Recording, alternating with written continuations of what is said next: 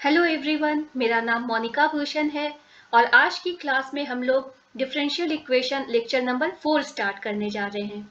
आज की क्लास में हम लोग समझने वाले हैं कि कैसे कॉम्प्लीमेंट्री फंक्शन उन डिफरेंशियल इक्वेशंस के निकालेंगे जिनके रूट्स निकालना काफ़ी स्ट्रेट फॉरवर्ड नहीं है। तो आज की क्लास में हम लोग सीखने वाले हैं कैसे सिंथेटिक डिवीजन मेथड को यूज करते हैं। सिंथेटिक डिवीजन मेथड एक काफी इंपॉर्टेंट मेथड हो जाता है और इसे हम लोग आज की क्लास में सीखने जा रहे हैं। ओके, तो यहाँ पर अगर आप इस डिफरेंशियल इक्वेशंस को देखेंगे तो हमारा जॉब यही है कि हम इनके कॉम्प्लीमेंट्री फंक्शन को निकालें। ओके, तो कॉम्प्लीमेंट्री फंक्शन को निकालने के लिए हमने पिछले दोनों क्लासेस में देखे हैं कि हमें 3 स्टेप्स फॉलो करने होते हैं। फर्स्ट स्टेप में हम लोग डी नोटेशन में लिखेंगे, सेकेंड स्टेप में हम लोग ऑक्सिलरी इक्वेशन लिखेंगे और थर्ड स्टेप में हम लोग based on nature of roots auxiliary equation के उसके बेसिस पर हम लोग कॉम्प्लीमेंट्री फंक्शन लिखेंगे।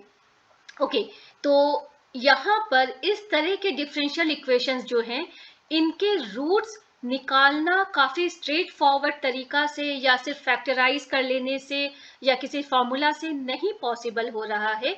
और आप देख रहे हैं एक लॉन्ग पॉलिनोमियल फॉर्म में है।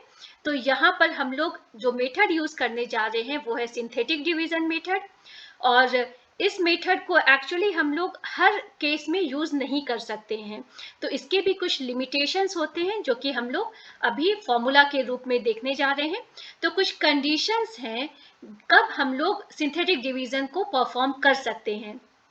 ओके, तो वेरी फर्स्ट कंडीशन क्या है कि जो डिवीजर होता है, मतलब जो डिवाइड कर रहा है हमारे पॉलिनोमियल को, उसकी डिग्री 1 होनी चाहिए। डिवीजर की डिग्री 1 होनी चाहिए।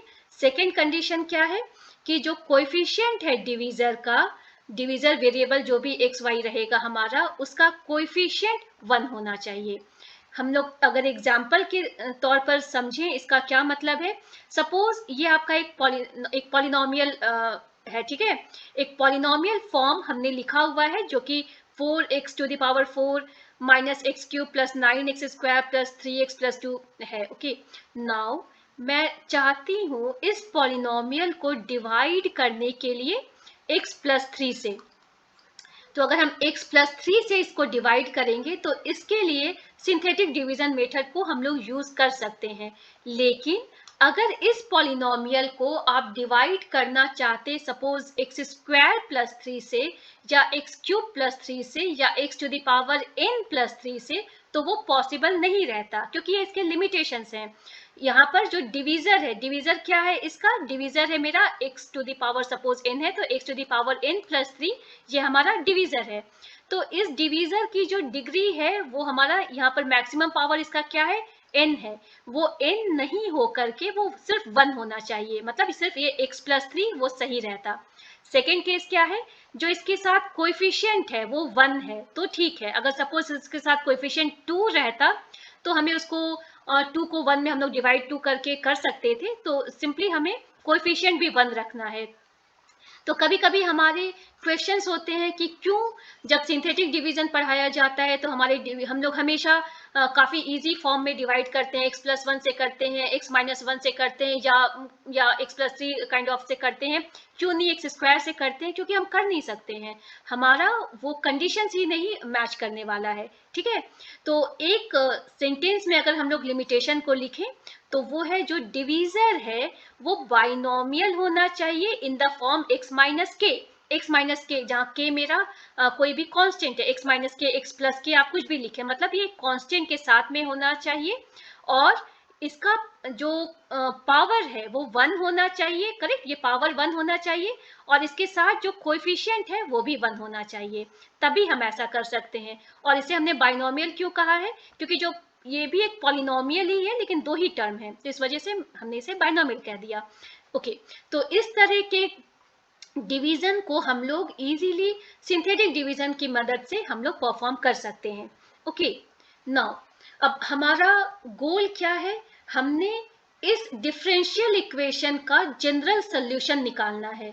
हमें मालूम है कि जनरल सोल्यूशन जो डिफरेंशियल इक्वेशन का होता है वो complementary function plus PI particular integral भी होता है, लेकिन अगर राइट हैंड साइड में जीरो है, राइट हैंड साइड में कोई फंक्शन नहीं है, तो हम लोग पीआई नहीं निकालते हैं, सिर्फ CFE उसका जनरल सोल्यूशन बन जाता है।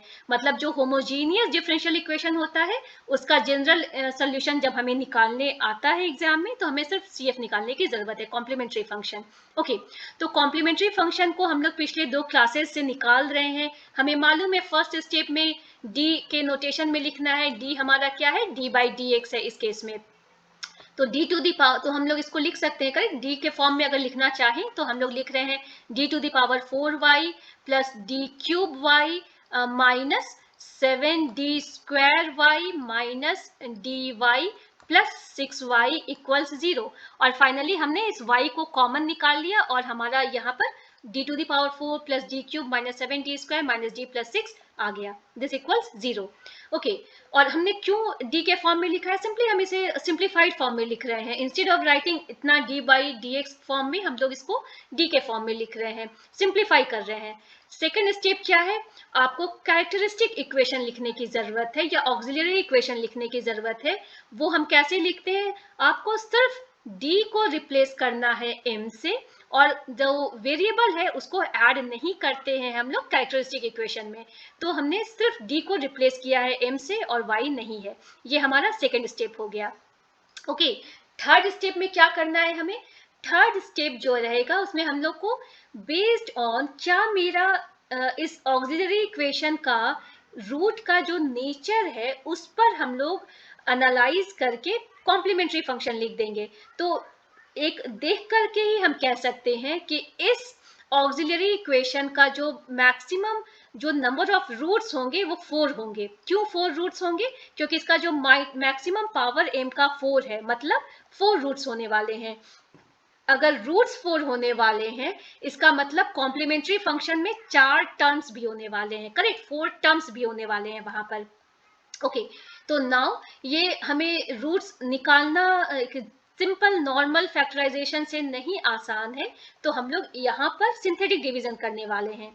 हम लोग जब सिंथेटिक डिवीजन यूज करके रूट निकालते हैं डिफरेंशियल इक्वेशन का, तो सबसे पहले हम लोग फर्स्ट स्टेप क्या करते हैं, हम लोग एक रूट को हम लोग पहले से जान लेते हैं। और वो एक रूट हम लोग कैसे जानेंगे, गेस से जानेंगे, हम लोग रूट बाय इंस्पेक्शन से जानेंगे।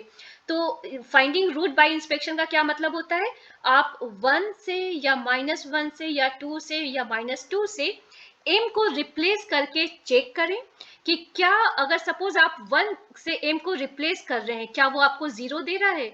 अगर वो 0 देता है मतलब एक रूट आपको मिल गया जो कि m इज इक्वल टू 1 है। अगर 1 से नहीं हो रहा है तो सिंस ये आपका इंस्पेक्शन मेथड है, आपको फिर -1 से देखना होगा, फिर आप -1 से देख रहे हैं और सपोज मिल गया तो वो आपका रूट होगा, एंड सो ऑन। तो हम लोग 1 से ट्राई कर रहे हैं, तो 1 का पावर 4 हो जाएगा 1 प्लस 1 माइनस 7 माइनस 1 प्लस 6। तो ये हमने देखा -7 -8 है ये, और 6 प्लस 2 ये +8 है। तो हमने जब m को 1 से रिप्लेस किया तो हाँ ये हमें 0 दे रहा है। इसका मतलब m इक्वल्स 100% एक रूट बन गया। हमें जो 4 रूट्स निकालने हैं, क्योंकि पावर 4 है तो 4 रूट्स निकलेगा, m की 4 वैल्यूज हमें निकालनी है। एक वैल्यू तो हम लोग सिंथेटिक हम लोग इस इंस्पेक्शन मेथड से एक रूट हम लोगों ने निकाल लिया है। ओके, अगर आप बोले m इक्वल्स 1, या तो हम इसे लिख सकते हैं m minus 1 equals 0, correct, both are same. या तो आप m इक्वल 1 लिखें या m माइनस 1 इक्वल 0 लिखें, इसको आप लेफ्ट हैंड साइड में ले गए तो दोनों सेम है। और अगर आप देखें ये m माइनस 1 इक्वल 0 है, m माइनस 1 मतलब हम करने क्या जा रहे हैं, इस इक्वेशन को, करेक्ट, ये सपोज अब इस पॉलिनोमियल को ले लें आप, इसको आप डिवाइड करने जा रहे हैं m माइनस 1 से। अगर इसे हम m-1 से डिवाइड कर रहे हैं तो ये मेरा सिंथेटिक डिवीजन के फॉर्म में 100% पॉसिबल है, क्योंकि इसका पावर भी 1 है और कोएफिशिएंट भी 1 है, तो m-1 से हम लोग कर सकते हैं। फाइन, तो हम लोग फाइनली सिंथेटिक डिवीजन करने वाले हैं जहां m की वैल्यू क्या है, m की वैल्यू 1 है। तो हम लोग क्या नेक्स्ट देखने वाले हैं, हमने m की वैल्यू को 1 डाल दिया तो हम लोग उस 1 को यहाँ लिख रहे हैं, ओके। और फिर यहाँ पर हमने क्या लिखा है, अगर आप इस इक्वेशन को देखें जिसे हम लोग डिवाइड कर रहे हैं वो यहाँ पर है, तो ये सिर्फ हमें उनके कोएफिशिएंट्स को लिखने हैं, हमें m और ये नहीं लिखना है। m टू द पावर 4 का कोएफिशिएंट क्या है, 1 है, तो 1 फिर से 1 -7 और फिर -1 + 6 लिखना है। एक और बात है कि यहाँ पर सिंस सारे टर्म्स गिवन है, सपोज अगर आपका जो हम लोग नेक्स्ट एग्जांपल में देखने वाले हैं, अगर ये m³ टर्म नहीं रहता तो आपको इसकी जगह पर 0 लिखना होता, जो हम लोग नेक्स्ट एग्जांपल में देखने वाले हैं। फिलहाल तो हम लोग क्या कर रहे हैं, सारे टर्म्स इसके गिवन है, मतलब पावर 4, 3, 2, 1 डिसेंडिंग ऑर्डर में, एंड ये क्या हो गया, पावर 0, 1, 0 सभी पावर्स मौजूद हैं। तो हम सिर्फ उनके कोएफिशिएंट को ले लेंगे और उसे लिखेंगे, मतलब 1, 1 -7 -1 6। सो 1, 1 -7 -1 6 हम लोग सेपरेटली यहाँ पर लिख दिए हैं।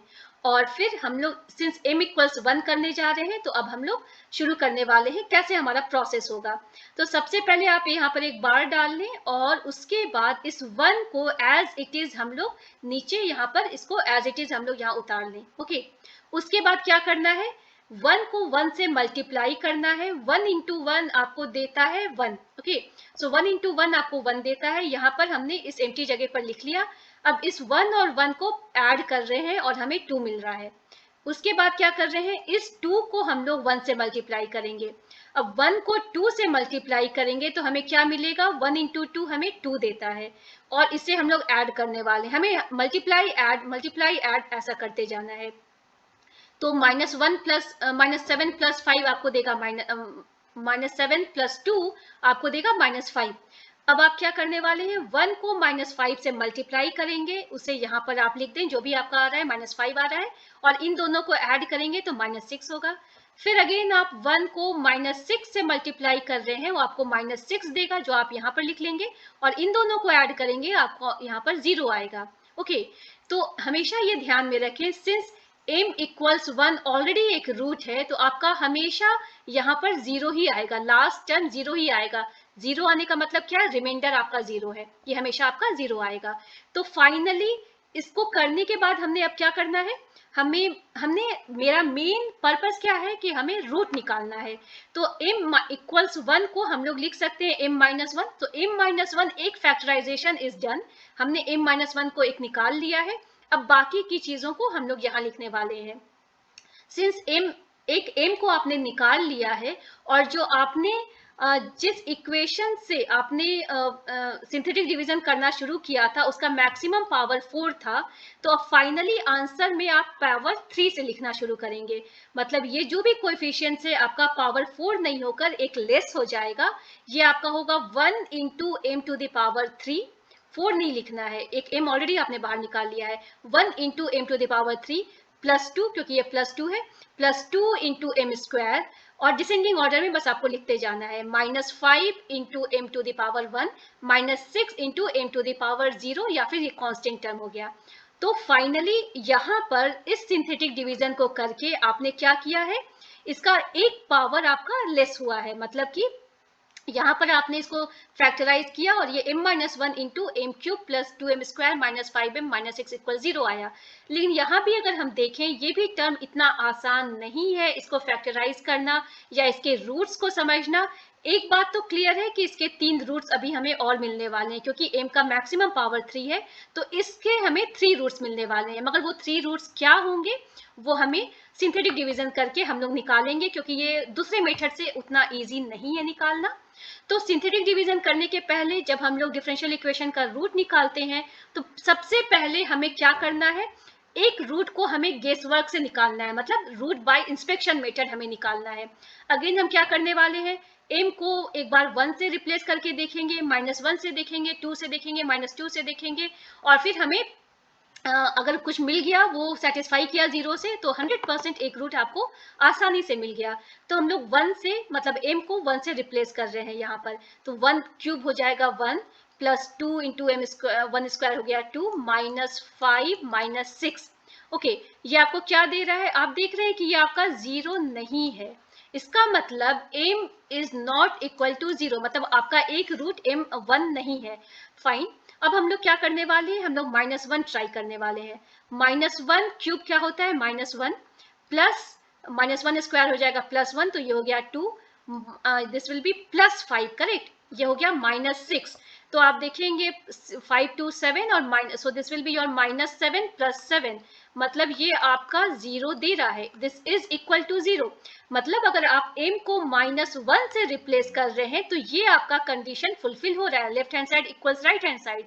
मतलब आपने बाय इंस्पेक्शन मेथड इजीली समझ लिया कि आपका m जो है -1 है। अगर m -1 है, या तो आप m इक्वल्स -1 लिखें, या आप लिखें m +1 इक्वल्स 0, करेक्ट, क्योंकि आप इसको इस साइड ले जा रहे हैं, m +1 इक्वल 0।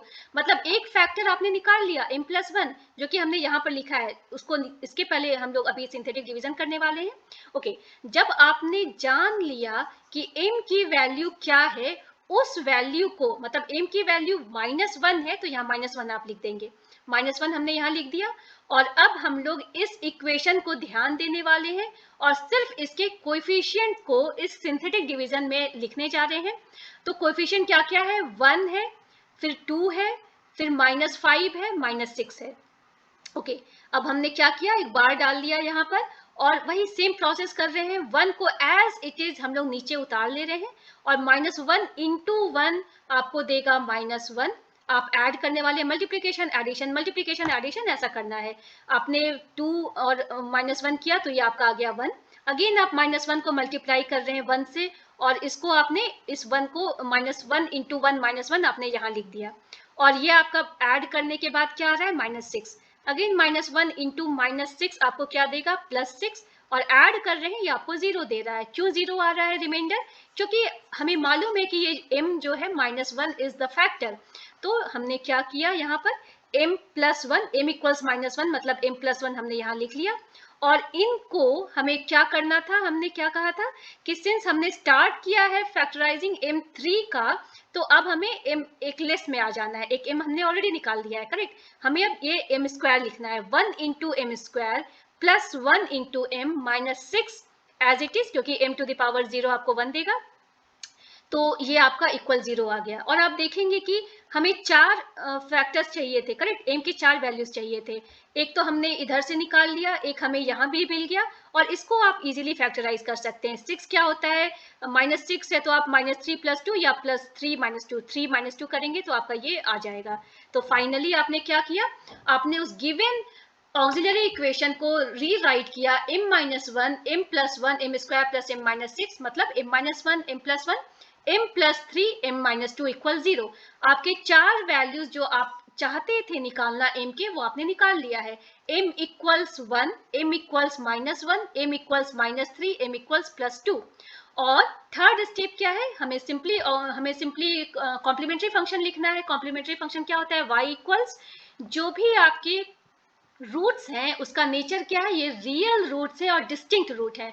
तो रियल और डिस्टिंक्ट वाला हमने केस कर लिया है, तो ये उसका हमें कॉम्प्लीमेंट्री फंक्शन मिल गया। सिमिलरली अगर हम लोग सेकेंड क्वेश्चन देखने जाएं, तो ये क्या है, हम लोग अगर फर्स्ट स्टेप हमें क्या करना है, हमारा काम क्या है, हमें इस डिफरेंशियल इक्वेशन का कॉम्प्लीमेंट्री फंक्शन निकालना है, मतलब इसके रूट्स को हमें समझना है। तो ये हमारा हो गया d³ y -7 dy +6, actually 1 y is missing, ये y भी है यहाँ पर, +6y इक्वल्स 0। ओके, तो इस केस में हमने क्या किया है, क्यों हमने ऐसा कहा है, क्योंकि d/dx ही हमारा d है, तो इस वजह से d³ y -7 dy +6y equal 0। हमने y को कॉमन निकाल लिया, d³ -7 d +6 equal 0। Second step क्या है, आप कैरेक्टरिस्टिक इक्वेशन लिख दें, उसमें y नहीं आएगा और d को बस आपको रिप्लेस करना है m से, तो m³ -7m +6 इक्वल 0। अब फाइनली सपोज हम इंटरेस्टेड हैं सिंथेटिक डिवीजन करने के लिए, हमें इसका फैक्टराइजेशन नहीं समझ में आ रहा है और हमें इसका इतना आसान नहीं लग रहा है इसका रूट निकालना, तो हम लोग इजीली सिंथेटिक डिवीजन ऑप्ट कर सकते हैं। सिंथेटिक डिवीजन से रूट निकालने के लिए सबसे पहले हमारा जो स्टेप है, हमें एक रूट को गेस करना है और वो करना है बाय इंस्पेक्शन मेथड से। हमें मालूम है कि इसके 3 रूट्स मिलेंगे, m की 3 वैल्यूज आने वाली हैं। एक वैल्यू को हम लोग हम लोग इंस्पेक्शन मेथड से कोशिश करेंगे निकालने के लिए। 1 -1 2 -2 ऐसे सब्स्टिट्यूट करके हम लोग देखेंगे। अगर हम लोग m को 1 डालते हैं, 1 क्यूब होगा 1 -7 × 1 7 +6, तो आप देखेंगे 7 - 7 दिस इज इक्वल टू 0। तो ये हमारा कंडीशन सेटिस्फाई कर रहा है, मतलब m इक्वल्स 1 है। अगर m इज इक्वल टू 1, और आप कह सकते हैं m - 1 इक्वल्स 0, जो कि आप लेटर ऑन आप लिखने वाले हैं। फाइन, तो हमें जब पता चल गया कि m मेरा 1 है, इस 1 को हम लोग यहाँ लिखने वाले हैं, करेक्ट। मतलब आप क्या करने वाले हैं फाइनली, अगर आप सिर्फ सिंथेटिक डिवीजन का पहला स्लाइड देखें तो हमारा कंडीशन मैच कर रहा है। इसको आप डिवाइड करने वाले हैं m -1 से, m -1 से आप डिवाइड करने वाले हैं। और ये आप कर सकते हैं क्योंकि इसका पावर भी 1 है और इसका कोएफिशिएंट भी 1 है, तो ये आपका इजीली आप कर सकते हैं।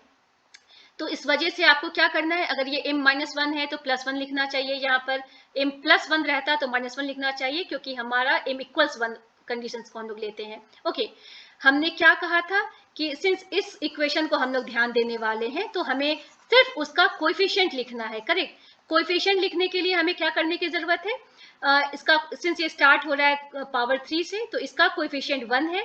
यहाँ आप ध्यान देंगे तो पावर 2 नहीं है, m² मिसिंग है, तो इस वजह से, लेकिन आपको लिखना है वो भी कोएफिशिएंट, आपको डिसेंडिंग ऑर्डर में हर चीजें लिखनी है।